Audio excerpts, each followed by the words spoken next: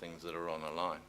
If you look at this one, we share a network which is pretty ancient. We share it with the owner and the operator of a freight service. So there's not a working model that I've seen that would suggest that that would be a privately financed outfit, other than there are development opportunities around each station where we'd be encouraging and in fact preparing for development associated with those. Okay, thanks. I want to just,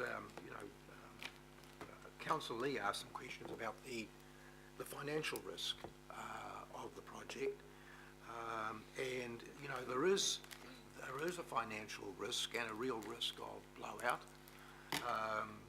The Honolulu line from Pearl Harbor to downtown Honolulu is now well behind schedule and has gone $2 billion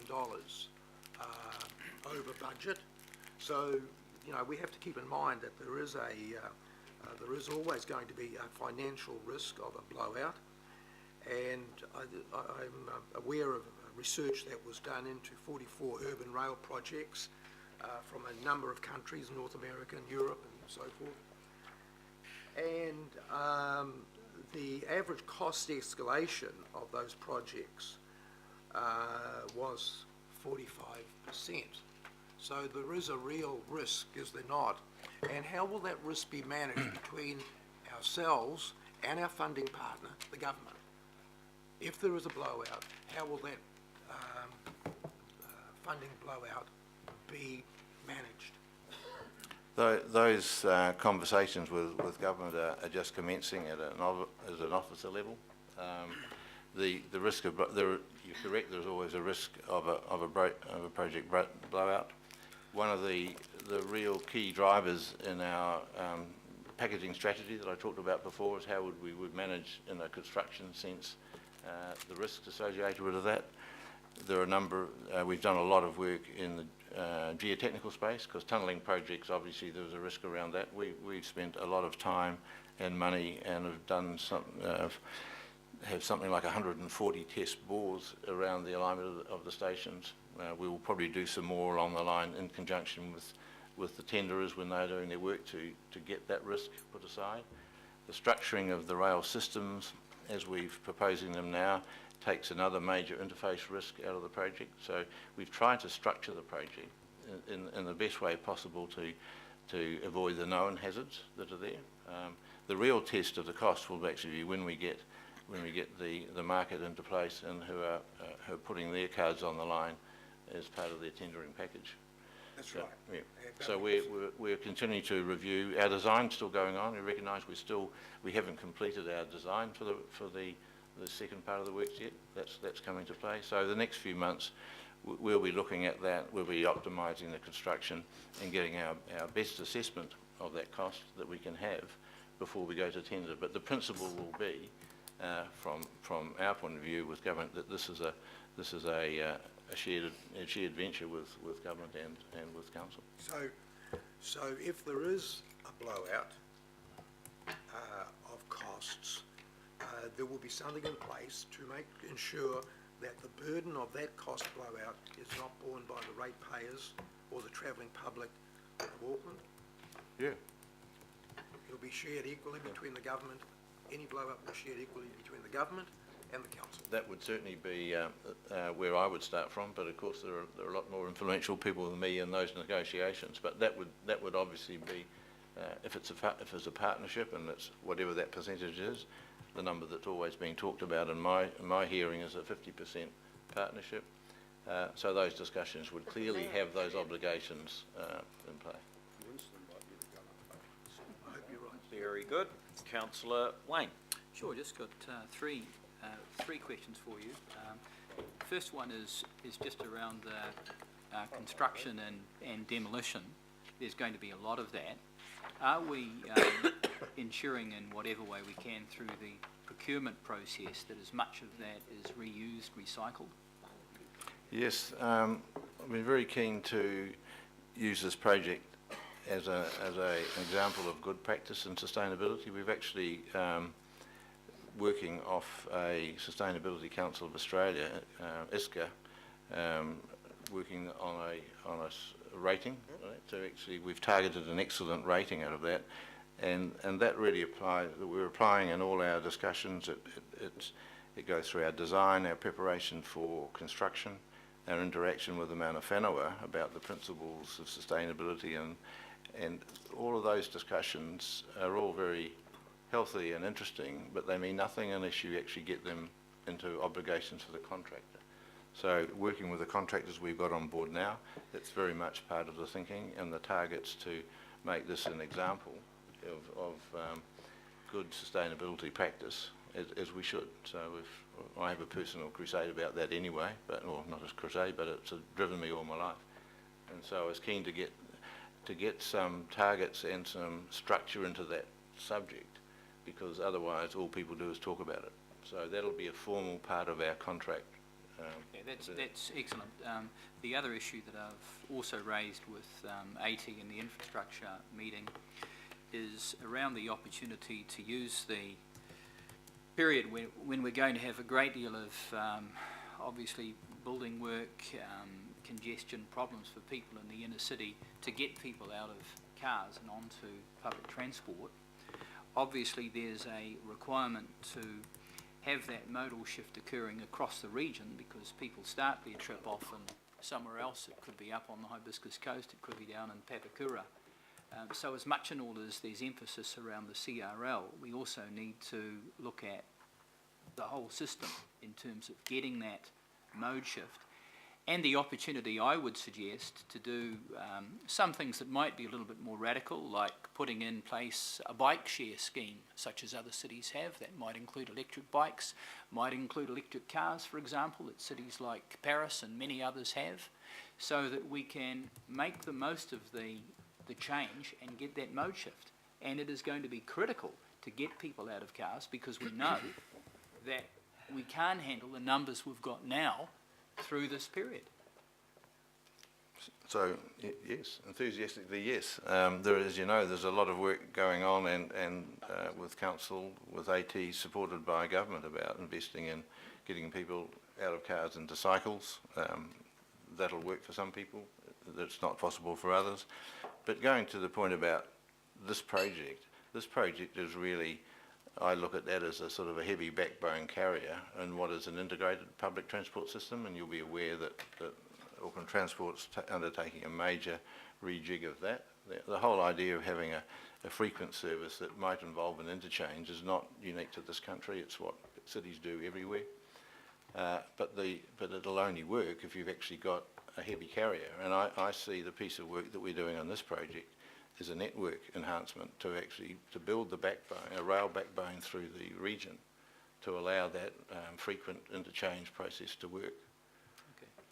But the reality is people will in the end find a way that is acceptable to them. We obviously have an obligation to minimise that while we're doing big things, but cities grow and they have to change and evolve their travel habits. And the last matter I'd just raise with you goes to risk, but also the allocation of costs, particularly if there is more money that needs to be spent. And that's really around the evidence-based acknowledgement that the government is sitting pretty on this project, because the number of people that are going to use the CRL and the rail network is a direct substitute for the cars that are driving on the motorways, and the investment that the government would otherwise have to spend on the motorways and also in Kiwi Rail. So I am concerned that we're really not getting as good a deal as we could have, and I would certainly hope that if there are any further costs going forward, that it is the government rather than the council that picks up the tab. Yep, that was a statement. Yes. Well done, Wayne. Councillor Cathy. Oh, thanks, Chris. I had a question about grade separation of level crossings. In the ATAP report, one of your key outcomes is minimising harm, but I don't see any mention of it in the report, nor do I see it on your timeline between 2015 and 2045. There's a lot of work going on, and I'm on the periphery of that in terms of the work with AT and Kiwi Rail in that whole ATAP study. I know that level crossings are very much part of that agenda. I'm not sure of the document that you're looking at there now, but certainly the level crossing is being very much of consideration. My direct involvement in that is when we're looking at all the timetabling and the modelling and looking at how you run the trains around the network now up until the CRL opens and beyond. And the level crossings have a material impact to that as well. So that there is some work going on in looking at how we would stage level crossing upgrades there. So I'm not quite sure of the issue you're raising. I think I'd like to see it mentioned in the work of ATAP, because it's with the increased patronage of our public transport network comes increased use of the level crossings. Sure, yeah. And so I'd quite like to see it mentioned and as part of your update. Okay, so could I take that as a notice? Yeah. Yeah. Councillor Cathy, it's similar in terms of the response that Steve gave to George, and that is that there's quite a body of work going on yet over the next 3 months in terms of what the final agreed position might be around all of the transport infrastructure. So what you have seen there is the present state. There's a lot of modelling going on around, so if we put more money into level crossings, will we get more bang for bucks in terms of transport outcomes? All right, so all of that stuff will be a part of the discussions and then a final plan that we will sign off. Councillor Cam. Well, thank you, Mr. Mayor. My questions have kind of been alluded to by some councillors and Chris, but I suppose what I'm seeking comfort and assurance on, as we all will be, is around our negotiation team and our officers really driving hard that funding split and funding timing of the CRL.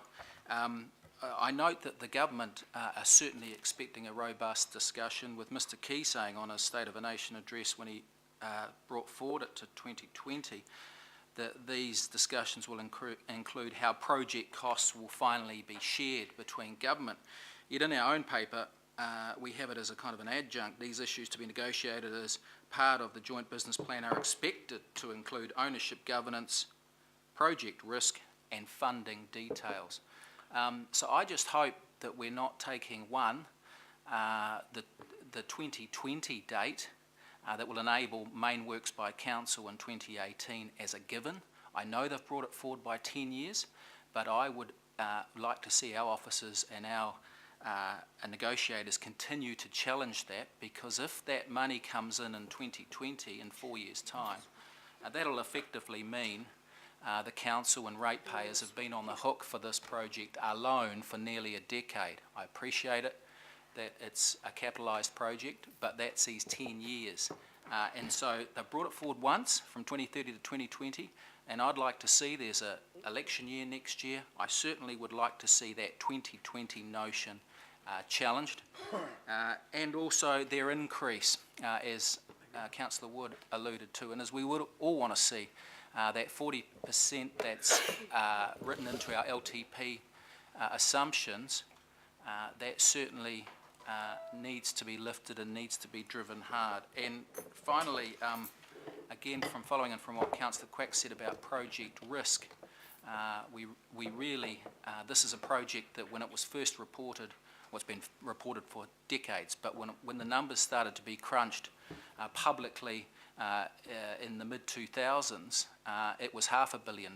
And so it has gone up nearly 5-6-fold, and it's stabilised now, but we certainly need to make sure that the government is liable on that project risk and is going to be carrying more than their fair share on that. And also covering what Councillor Darby said, Mr Mayor, on improvements, regeneration, mitigation, not just reinstatement of Albert Street. Look, I know it's not going to be part of that funding envelope, but it should be part of our negotiations. NZTA now do huge regeneration around motorway projects, bypasses, arterial improvements and that. And I know this is a unique project and it should be treated as such, and I'd like to think that post-completion that the government is still going to be a party to improvements on Albert Street. As unusual as that may sound, this project is unusual. It's a government council project, and so they should not leave us at completion. They should stay with us until we've got Albert Street to the standard we want it.